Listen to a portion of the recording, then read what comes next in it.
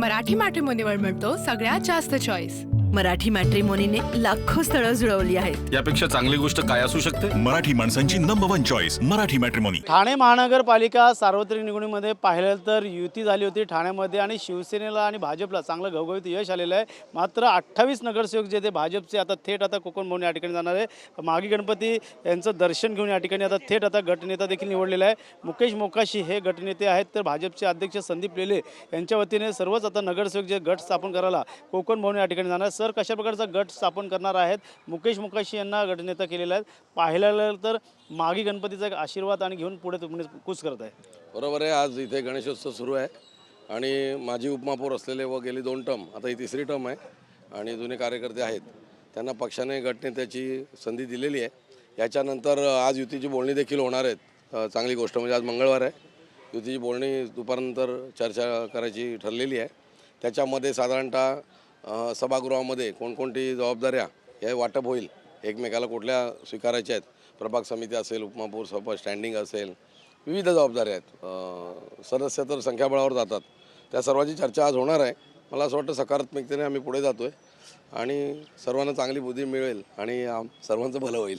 महत्त्वाची पदं द्यावी अशी देखील मागणी केली होती तुम्ही, मग महापौर असेल, उपमहापौर असेल, सभागृह नेता आज चर्चेत होईल ना ते, त्याच्यामुळे ते कळेल। आज चर्चा आहे, लवकरच करायचं आहे। 3 तारखेपर्यंत मला वाटतं महापौर नियुक्ती करायची आहे, निवड, त्याच्या आधी सर्व होऊन जाईल। गटनेतेपदी मुकेश मोकाशी यांचा चेहरा समोर आला। बरोबर आहे, ते साधारणतः थोडा अनुभव असणं गरजेचं होतं। काही अनुभवी आहेत, पण अनेक लोकांना विविध जबाबदाऱ्या द्यायच्या आहेत आणि सभागृहामध्ये पण थोडंसं कामकाज माहीत असणं, अशा एक महिला आणि एक पुरुष अशी निवड आम्ही केली होती। त्याच्यातनं मुकेश मोकाशी यांचं नाव प्रदेश पातळीवरनं आम्हाला पाठवण्यात आलं। गणपती बाप्पा मोरया, पुढच्या वर्षी लवकर या म्हणत येणाऱ्या काळात किती नगरसेवक जास्तीत जास्त यावं तुमची मागणी असेल? आता अजून 5 वर्ष आहेत, अजून 5 वर्ष आहेत, भाजप कशावर वाढावी? भरपूर वाढेल। आता काय बोलत नाही, आता सध्या युतीमध्ये आम्हाला काम करू दे। आमचा सभागृहात जे काय आमचं सत्तेचं जबाबदाऱ्या वाटून घ्यायच्या ते घेऊ दे, जेव्हा पुढची निवडणूक येईल। आता आमच्यासमोर अगोदर 29ला लोकसभेला परत एकदा केंद्रात आणि त्याच्यानंतर परत विधानसभा, हे पहिलं टार्गेट होणार आहे। त्याच्या आधी नगरसेवकचे वाद आणि चर्चा कशाला?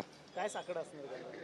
पुन्हा एकदा मोदी सरकार राज्यामध्ये केंद्रात येऊ दे आणि जो वेग चालू आहे विकासाचा, लोकांना चांगलं संरक्षण मिळालेलं आहे, एक कंट्रोल्ड असं प्रशासन आहे पूर्ण देशावर, ते कायम राहू दे। देवाकडे काय प्रार्थना असणार आहे येणाऱ्या काळात? लाडक्या बहिणीची योजना संदर्भात असेल, लाडक्या बहिणी देखील मोठ्या संख्येने निवडून आल्या नाही, बहिणीबरोबर आमचं 50-50% प्रमाण आहे। मला वाटतं 14 महिला आहेत आणि 14 पुरुष आहेत, तर त्याच्यामुळे 50% आरक्षणानुसार महिला आहेत, त्यांचाही यथोचित सन्मान ठेवण्यात येईल। मुकेश मोकाशी आपल्याजवळ जोडले गेलेले आहेत, त्यांच्याशी बातचीत करणार। सर, काय सांगला, तुमची गटनेतेपदी निवड झालेली आहे, मोठा मान तुम्हाला मिळाला? मान आहे, पक्षाची जबाबदारी आहे आणि पक्षाची जबाबदारी ज्या पद्धतीने दिली गेली त्या पद्धतीने ते व्यवस्थित पार पाडण्यासाठी आज गणपती बाप्पांचं दर्शन घेऊन कोकण भवनला रवाना होत आहे। नक्कीच मोठ्या प्रमाणात लक्षवेधी मांडली जाईल। ठाणेकरांचे प्रश्न या ठिकाणी, ठाणे महानगरपालिका संदर्भात पाणी समस्या असेल, अनेक रस्ते असतील, या अनेक इतर समस्या ज्या पद्धतीने ठाणे शहराच्या विकासाच्या दृष्टिकोनातून आणि नागरिकांच्या ज्या समस्या आहेत त्या समस्येला निश्चितपणे वाचा फोडण्याचं काम भारतीय जनता पक्षातर्फे केलं जाईल। गणरायकडे काय साकडं असणार? गणरायाकडे सगळ्या आलेले नगरसेवक या ठाणेकरांच्या हितासाठी काम करतील आणि पुढे बाप्पाच्या चरणी हीच सगळ्यांना प्रार्थना। 28 नगरसेवक जे आहेत ते कोकण भवन या ठिकाणी गट स्थापनेसाठी जाणार आहे, त्यामुळे महानगरपालिकेवरती कशा प्रकारची कोणाची सत्ता आणि कशाचा या ठिकाणी महानगरपालिकेवरती कशा प्रकारची कामकाज करण्याची तयारी या ठिकाणी दर्शवली जाणार हे देखील पाहणं गरजेचं आहे। मात्र सध्या तरी अनेक ठिकाणांना पाहायला गेलं तर गणरायाचं दर्शन घेऊन हे भाजपचे सर्वच नगरसेवक जे ते कोकण भवन या ठिकाणी वाटचालीस निघालेले आहेत। पाहिलं तर भाजपचे आमदार निरंजन डावकर असेल, भाजपचे आमदार संजय केळकर असेल, यांच्यामुळे देखील मोठ्या प्रमाणात यश ठाण्यामध्ये मिळालं। भाजपचे ठाणे शहर अध्यक्ष संदीप लेले यांच्या वतीने सर्वच नगरसेवक आता या ठिकाणून आता पुढे कोकण भवन या ठिकाणी जाणार आहे आणि गट स्थापन करणार आहेत। मुकेश मोकाशी हे भाजपचे गटनेतेपदी यांची वर्णी लागलेली आहे, त्यामुळे पाहिलं तर अनुभवी चेहरा या ठिकाणी भाजपच्या वतीने देण्यात आलेला आहे। त्यामुळे येणाऱ्या काळात आता ठाणे महानगरपालिकेमध्ये भाजपच्या वतीने अनेक लक्षवेधी मुद्दे देखील मांडले जाणार आहे। कॅमेरा अजयसह गणेश सोरा, TV9 मराठी, ठाणे। मराठी मॅट्रिमोनीवर मिळतो सगळ्यात जास्त चॉईस। मराठी मॅट्रिमोनीने लाखो स्थळं जुळवली आहेत। यापेक्षा चांगली गोष्ट काय असू शकते? मराठी माणसांची नंबर 1 चॉईस मराठी मॅट्रिमोनी।